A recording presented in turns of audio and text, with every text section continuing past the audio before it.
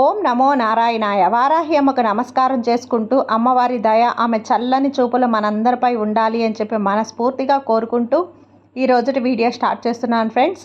ఇక ఈరోజు వీడియోలో మనం చూడబోయేది ఏంటి అంటే, రేపు వినాయక చవితి కదండి. ఆ వినాయక చవితి రోజున పొరపాటున కూడా మనం కొన్ని తప్పులు అస్సలు చేయకూడదు. కాదని చేస్తే కనుక, తెలియకుండా కూడా చేస్తే కనుక 7 తరాల వరకు మనకు దరిద్రం పడుతుంది. అస్సలు మనలు ఎప్పటికీ కూడా కోలుకోలేమన్నమాట. మనకు అసలు మంచిది కాదు అని చెప్పి మన పండితులు చెప్తున్నారండి.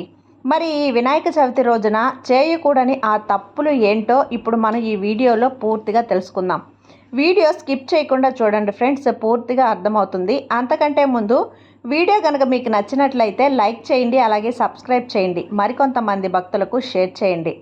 ఇక మన పురాణాల్లో పెద్దలు చెప్పిన ప్రకారం ఆ తప్పులలో మొట్టమొదటిది ఏంటి అంటే, వినాయక చవితి రోజున గణపతికి తులసి హారం వేయకూడదు, తులసితో అర్చన కూడా చేయకూడదు. ఎందుకంటే తులసికి గణపతికి పడదన్నమాట.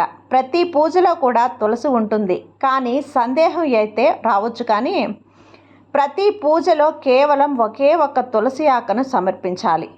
అలా సమర్పించకపోయినా పర్వాలేదు, కానీ ఒక్క తులసి ఆకు కంటే కనుక ఎక్కువ తులసి ఆకులు మనం సమర్పించినట్లయితే నేను శపిస్తాను అని స్వయంగా వినాయకుడే చెప్పాడు. కాబట్టి వినాయక చవితి రోజు పత్రి పూజలలో ఒక్క తులసి ఆకును తప్ప మరి ఎక్కువగా తులసి ఆకులు సమర్పించకూడదు. అసలు సమర్పించకపోయినా కూడా పర్వాలేదు. వీలైనంత వరకు అసలు గణపతి పూజలో రేపు తులసి ఆకునే వాడద్దు. మీకు తెలిసిన వారికి కూడా చెప్పండి. మీరు లేదండి మేము తులసి ఆకు లేకుండా పూజ చేయలేము, మాకు బాగా అలవాటు, తులసి అమ్మవారంటే మాకు చాలా ప్రీతి అనుకున్న వాళ్ళు ఒకే ఒక్క ఆకును మాత్రమే సమర్పించండి. అసలు గణపతి పూజలో తులసీదేవిని అసలు సమర్పించకపోయినా కూడా పర్వాలేదు. ఇక రెండవ తప్పు ఏంటి అంటే, వినాయక చవితి రోజు చంద్రుడిని పొరపాటును కూడా చూడకూడదండి. చంద్ర దర్శనం నిషిద్ధం. వినాయక చవితి రోజున ఎవరైతే చంద్రుడిని చూస్తారో వాళ్లకు నీలాప నిందలు వస్తాయి అని చెప్పి మనకు ఒక కథ కూడా ఉంది. ఒకానొక రోజున భూలోకానికి వెళ్ళిన వినాయకుడు భక్తుల భక్తికి మెచ్చి వారు పెట్టిన నైవేద్యాలను సంతృప్తిగా ఆరగించి చంద్రలోకం ద్వారా కైలాసానికి వెళ్తున్నాడు. కాస్త మెల్లిగా వెళ్తున్నాడు అన్నమాట. ఎందుకంటే బొజ్జ నిండా నైవేద్యాలు తిన్నాడు కదా, అందుకు. దాన్ని చంద్రుడు చూసి గమనించి చంద్రుడికి ఎలా నవ్వుతాడనమాట. సరే, చంద్రుడికి ఎలాగైనా బుద్ధి చెప్పాలని తలుచుకొని చంద్రుడిని చూసి నవ్విన వారు నీలాప నిందలు పొందుతారు వినాయక చవితి రోజున అంటూ శపించాడు వినాయకుడు. అందువలన చంద్రుడిని చూస్తే కనుక వినాయకుడు ఇచ్చినటువంటి శాపం మన జనాలందరికీ కూడా చంద్రుడిని చీకొట్టడం మొదలు పెడతారు. అయితే రాత్రి చంద్రుడు కనిపిస్తాడు, కానీ ముఖానికి బట్టలు అడ్డు పెట్టుకొని బయట తిరిగేవారు.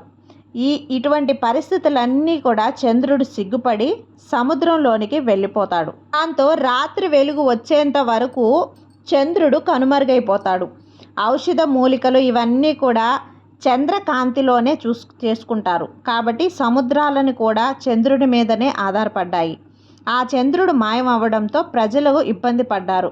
ఋషులు, దేవతలు, మునులు వారందరూ కూడా కలిసి బ్రహ్మదేవుని దగ్గరకు బ్రహ్మదేవుడితో ఈ విషయం చెప్పి ఒక నమస్కారం అయినా చేశారా, బ్రహ్మ గణపతికి మించిన దేవుడు లేడు, ఆయనే పరిష్కారం చూపుతాడు అని చెప్పాడు. అందరూ కలిసి వినాయకుడి దగ్గరికి వెళ్ళి అయితే తను ఇచ్చిన శాపాన్ని వెనక్కి తీసుకోమన్నాడు చంద్రుడు. చంద్రుడు చేసిన తప్పును ఒప్పుకుంటే శాపాన్ని తగ్గిస్తానన్నాడు గణపతి.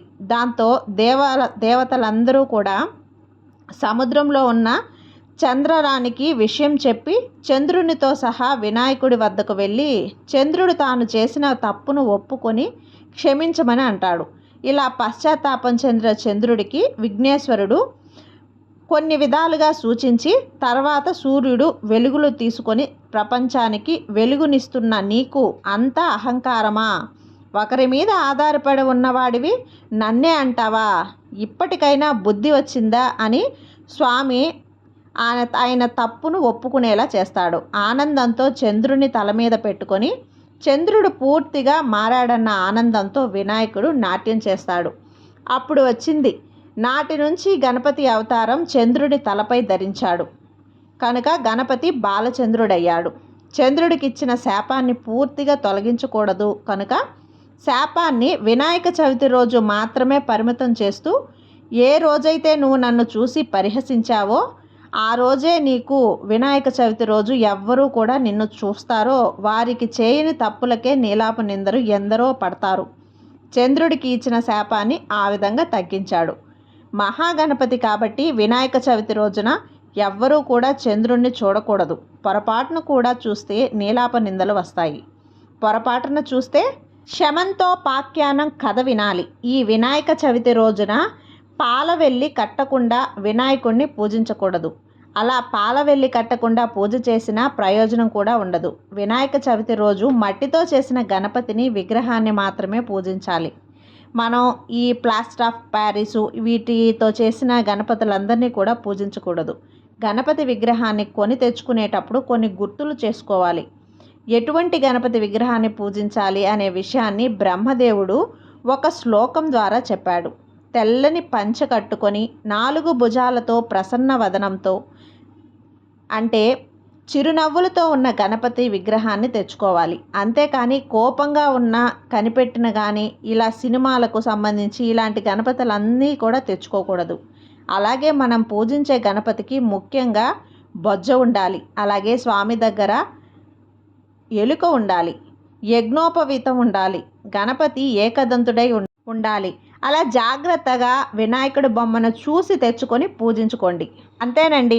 ఈ తప్పులు కనుక మనం వినాయక చవితి రోజున చేయకుండా ఉంటే వినాయకుడి అనుగ్రహంగా మనం పూర్తిగా పొందవచ్చు. కాబట్టి ఈ వీడియో కనుక మీకు నచ్చినట్లయితే లైక్ చేసి సబ్స్క్రైబ్ చేయండి. మరికొంతమంది భక్తులకు షేర్ చేయండి. సర్వే జన సుఖినో భవంతు.